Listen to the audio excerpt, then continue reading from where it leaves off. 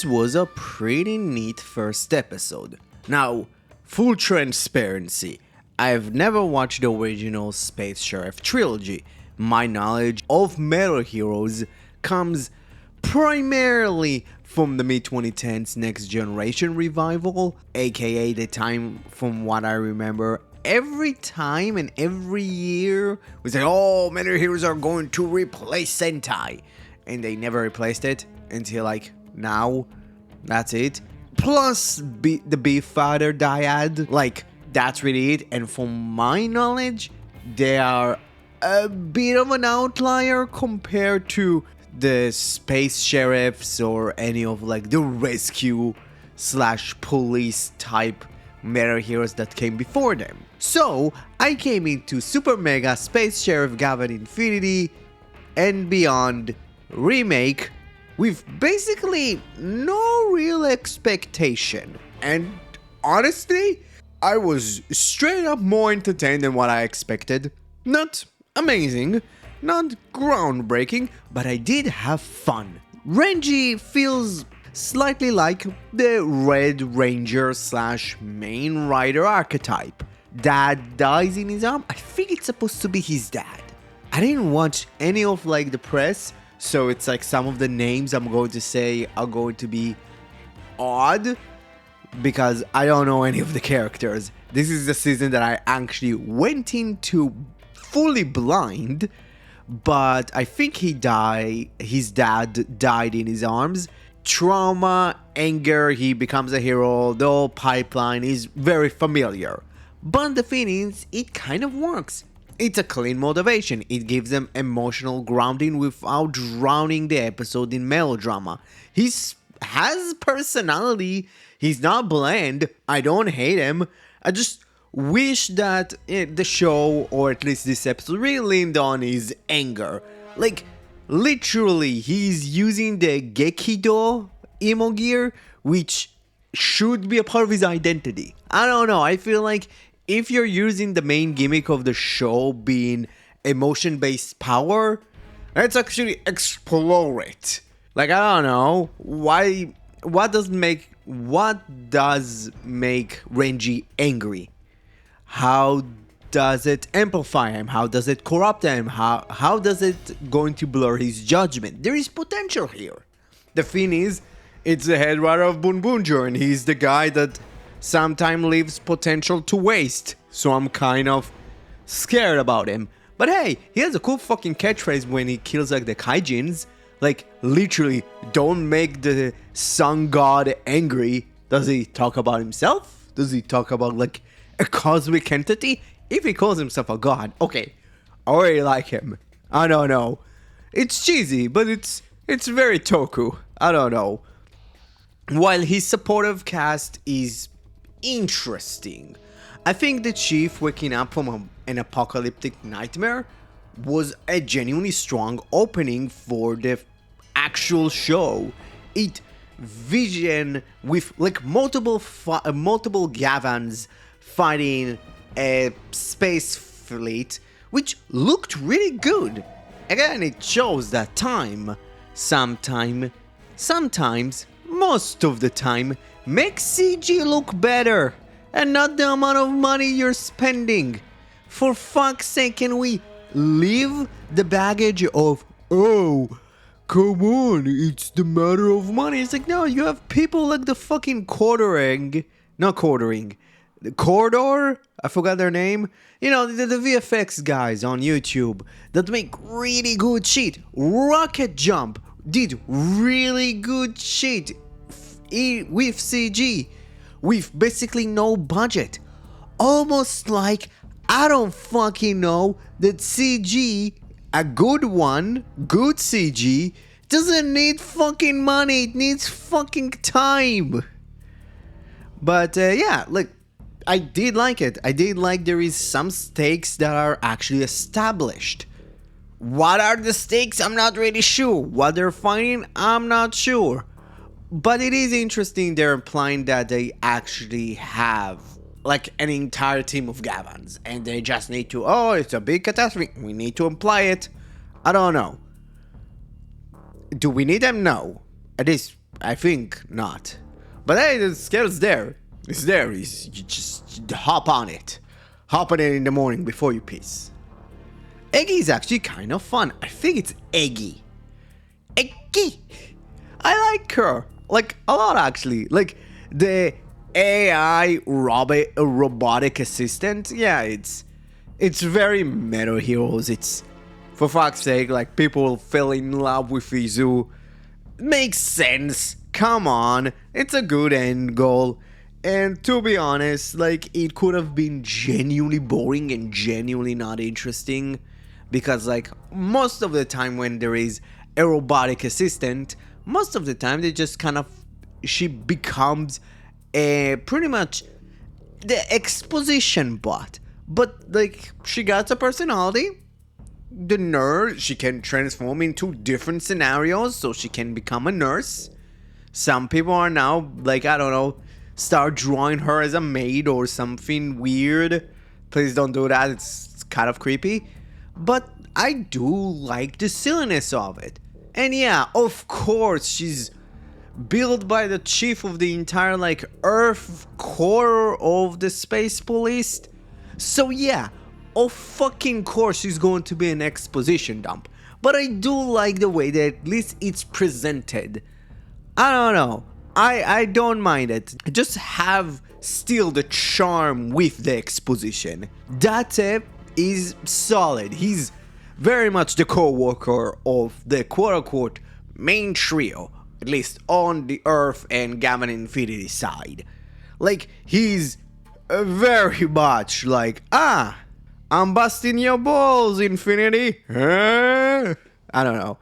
While the guy, the detective and his robot, they're neat. I do like them. I like their genuinely, which I'm going to talk about later, are busted fucking Reggie's balls about, oh, you're the archive division. You're just writing shit. I don't know what the hell is going on with them, but I do like them. I do like they're not kind of too much of comic relief. Like, they are, but they're not like overall this is what their role is. It seems like they're going to do at least some rivalry with both of them. I don't know, I do like them. While if we kind of go slightly outwards and slightly inwards into the multiverse layer, Bushido is just feels like Chashiro. He feels like the cool rival Gavan. Like, he has no personality, and it did have, in my opinion, something that I'm not sure if I like in this episode, and that is just doing the transformation in like the oddest and just least dramatic ways possible. I am going to talk about it later, but it's just like, why the fuck you had him transform in like the last minute of the episode? Like, I understand maybe like you don't have him transform, have him just pull the gun out, and it's like, oh, he's also a Gavan. Like, make it that, and not like, oh, you know, he's there.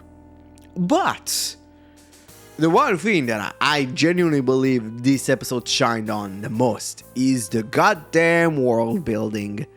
Like, human and aliens coexisting on Earth, I genuinely like it. There is no paranoia, no segregation, just normalized sci-fi society. Is it Power Rangers SPD coded? Yes. Do I hate it? No. The Cosmo layer concept is genuinely cool.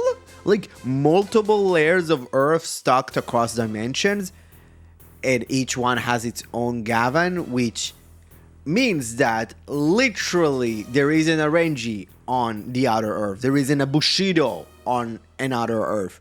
There isn't a Luminous on the outer Earth. Like, every Gavan is kind of this singular person / human that exists, but they switch forms and they switch genders and their personality changes depending on the Earth.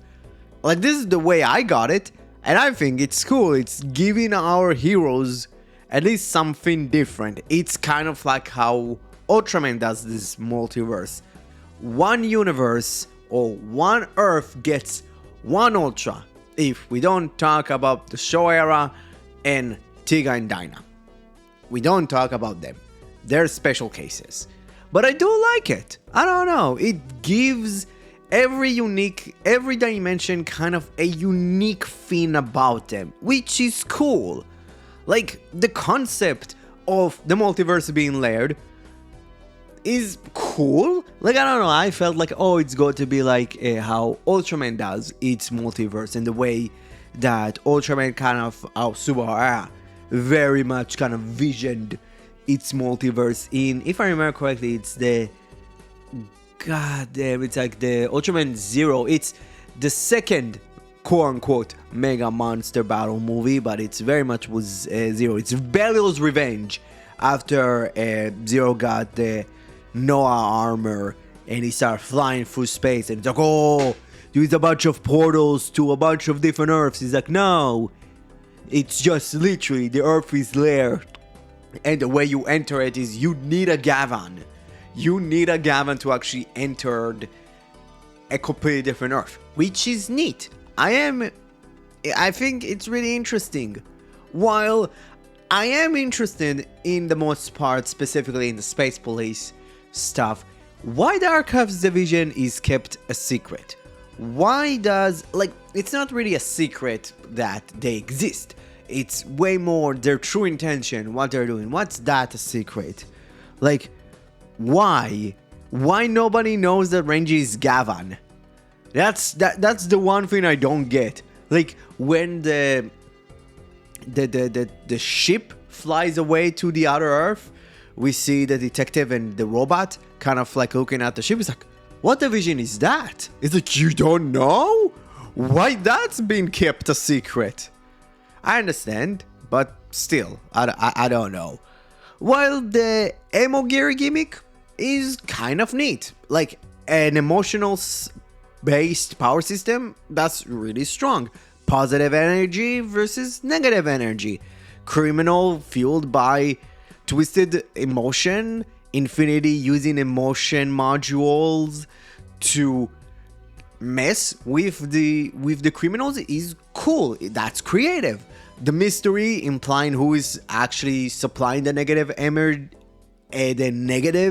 gear is clearly the long-term hook that this is going to be kind of this season's spine.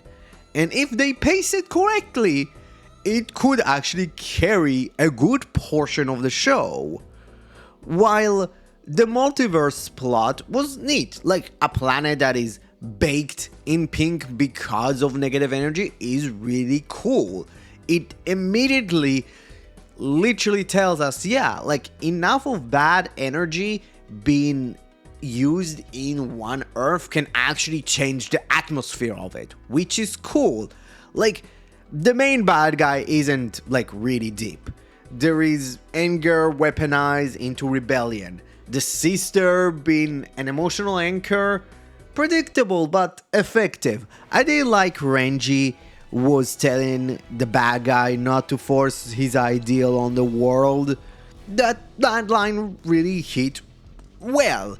It's very, generic hero philosophy. Power doesn't actually equal righteousness, but it was kind of neat.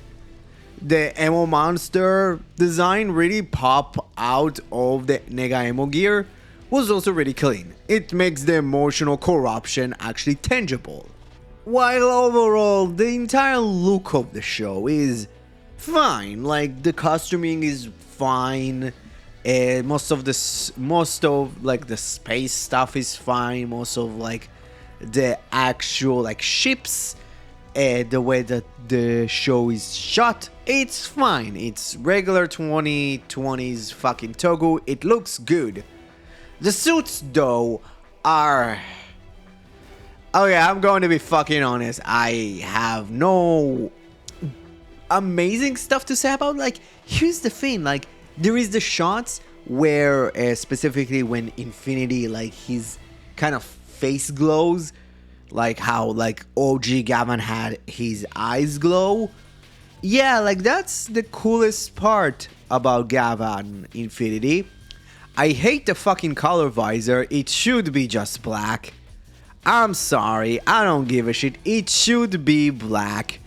Like, that's the one thing I hate about the visor. This is also I hate about Bushido's visor. I hated fucking Luminous's visor being fucking colored. Like, no, make it black. I don't give a shit.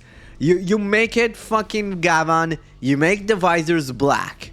And that fucking transformation device. Oh my god. That's god awful looking. I'm sorry. That is straight up ugly. Who would buy this shit? But that transformation sequence is fucking cool. I do like it. It's an instant transformation like the original Gavan show, but they do have the cool narrators. Like, oh, listen, like the transformation is quick, but like the ships, like he shoot it, and then like the particle creates the suit. And the one thing I do like about the transformation device, it is the ship. It's like the original Gavan transformed because like the ship beamed down the suit. Now he doesn't need the ship. He has the ship in his hand. It's neat. Like, I do love it. My main issue is the weird transformation in like straight up the first 3 minutes of the show. Why the fuck you needed to do that? Like, I think like it could have worked way more effectively if you had Renji transform, but we never get to see the suit because we already saw the suit kind of in fog. Just like extend the fog a bit before he transforms. You can have him transform, create a fog. We just see the eyes, we just see bits of the armor. Like, keep it kind of a cool mystery than just, oh, he transforms. There is no real kind of coolness factor in it. I don't know, it feels like, oh, let's just show them the suit. Like, I don't get why he needed to transform twice, and in the second time they start explaining the fucking mechanism of the transformation. That's the part I don't get. I don't know. I do like his sword. There is something very nostalgic in it. It looks like sunglasses. I don't know. But overall, final thought. This episode wasn't fucking mind-blowing. It was solid. It established the multiverse stake. It established the emotional power system, the Eternal Police Division, the Gavans, the long-term mystery about the Emo Gears and Renji's past with his dad. And yeah, like overall it was fine. It was a solid first episode. Nothing was mind-blowing about this. Nothing was revolutionary about this. I still feel like it's like, oh, let's do Rider, but, you know, let's actually take the demographic of Sentai and just put Rider in it. That's how I feel like right now. But yeah, it never felt really rushed. It did a lot, but it actually was well paced. There is potential here. If they would lean harder on the emotional vulnerability of the Emo Gear users, specifically the good guys. Like, let's use the moral implication of emotional based powers. Right now, episode number 1 of Super Mega Space Sheriff Gavan Infinity and Beyond gets a C+. Good foundation, not elite, but I am interested. So, what's your overall thoughts of episode number 1 of Space Sheriff Gavan Infinity? Comment below, let me know. Thank you very much for watching this video. Please, if you liked it, smash that like button. Hey, go watch my Why Do I Love Kamen Kuga video. I don't know, I'm just plugging shit away. Let's just do that. Yeah, if you want to help your subscribe button achieve its true goal of becoming a subscribed button, please smash that subscribe button. Don't forget, you're the only one that can prevent forest fires. Thank you very much, and have a great rest of your day. Bye bye!